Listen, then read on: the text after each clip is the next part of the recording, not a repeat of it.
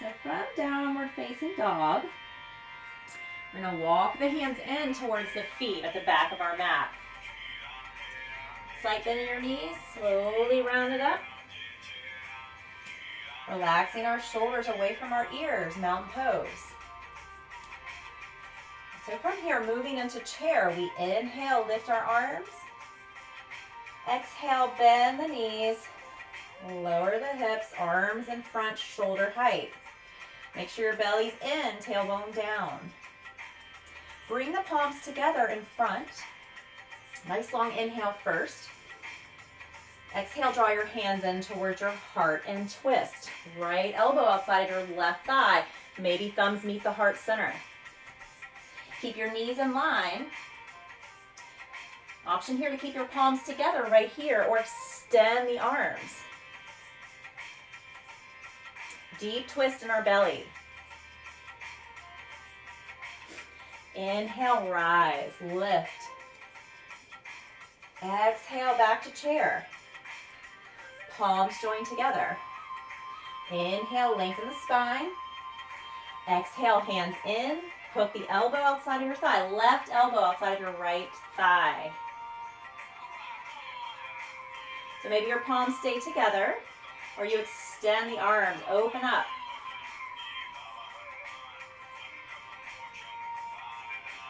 Inhale, release, lift, open up.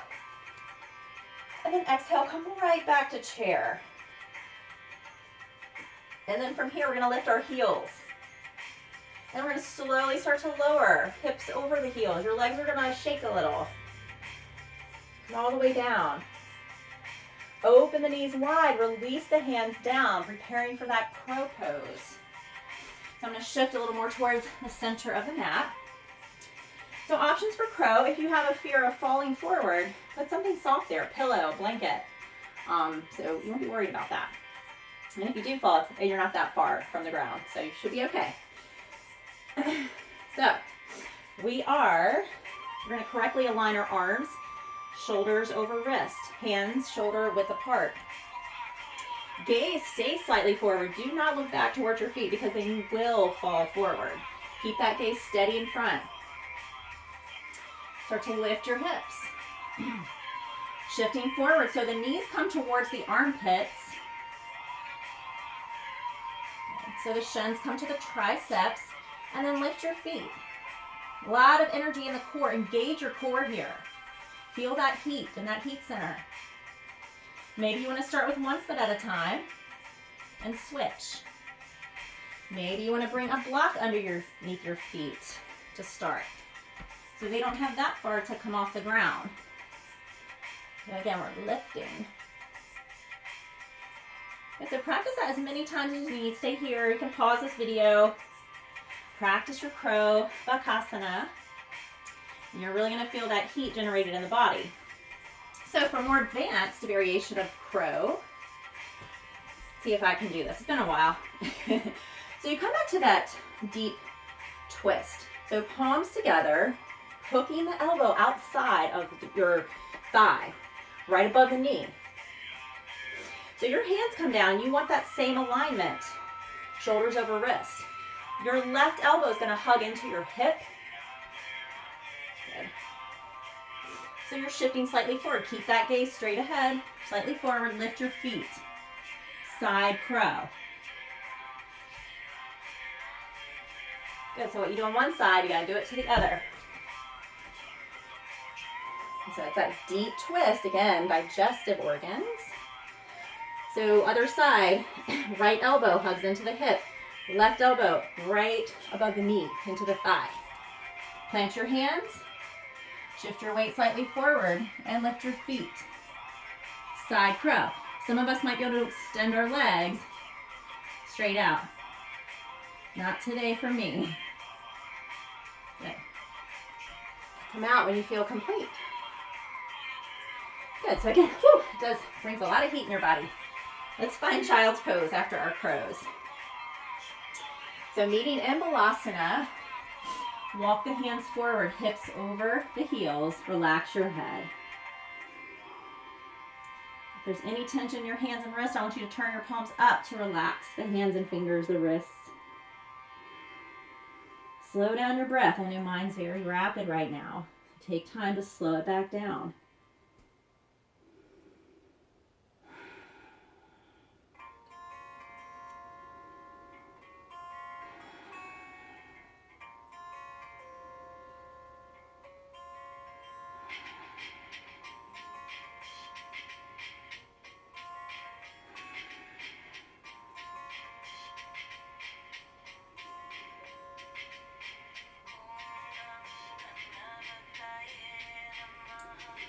We're going to slowly walk our hands in, coming out of our child's pose.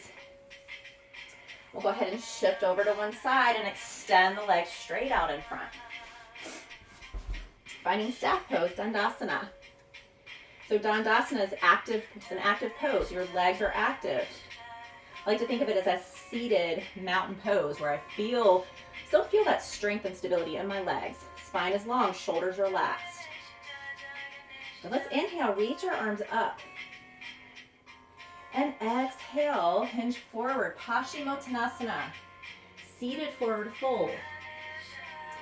Inhale, rise up halfway. Exhale, fold and release. 3 full breaths here, seated forward fold.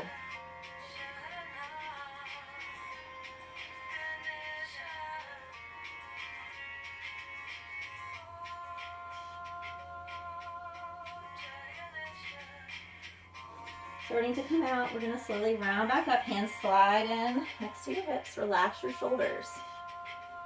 So from here, bring your right knee in towards you. Take your right foot outside of your left leg. And you can keep that left leg extended or roll over to your left hip and bring your left foot in towards your right hip. So we're going to wrap our left arm around the knee. Inhale, lift the right arm up alongside the ear. Exhale, take a seated twist. Flow your right hand behind you, gaze back. Option to hook the elbow outside of the knee to deepen your twist. Just make sure you're exhaling as you twist your spine.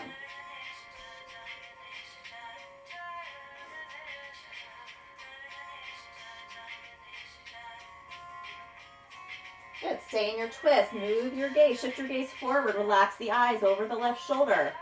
And slowly counter twist. Good, we're going to come back to center. We're going to come back to our supported boat from here. So bring your hands behind you, fingers in, shift back, unwind your legs, keep the knees bent, or extend the legs straight. So your next option for boat pose is to bring the arms alongside the legs, Navasana. Then we're feeling our core heating up.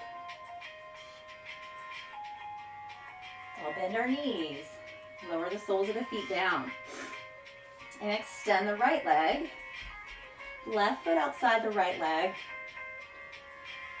Whether you keep your right leg extended or bring the right foot in towards your left hip. Right arm wraps around the knee. Inhale, that left arm lifts. Exhale, find your twist. Gaze back. Option to hook your elbow outside of your knee to deepen that twist. Inhale, lengthen. Exhale, twist.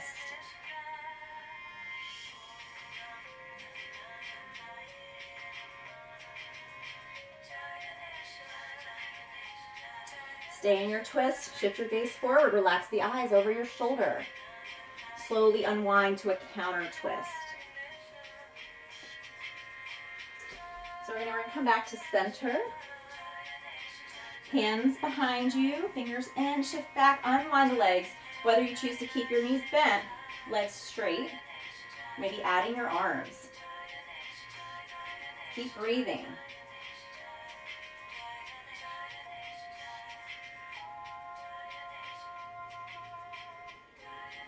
Now bend your knees, extend the legs.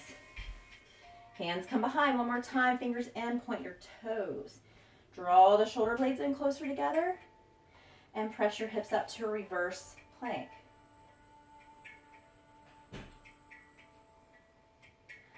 A modification for a reverse plank is reverse table. Bend your knees and then press the hips up. So from wherever you are, start to lower your hips.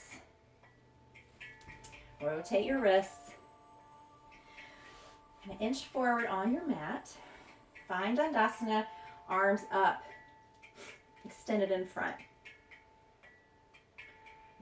Good. Inhale, lengthen your spine. The palms are up. We're going to exhale, slowly lower. Allowing a few breaths to come down. Again, I want you to feel the core engage. Lift your heels to engage the legs. A few more breaths.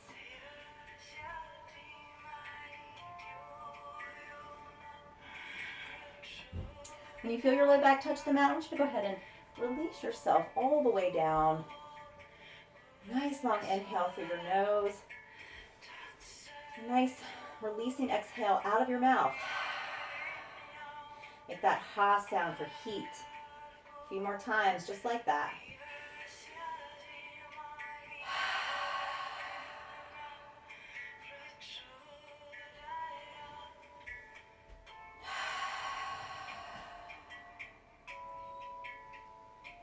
Good. So slowly returning to a more natural breath. Preparing for bridge pose as you walk your feet in towards your glutes. Feet and knees are about hip width apart. Good. Start to press the lower back down into the mat. And then start to press the knees forward as you lift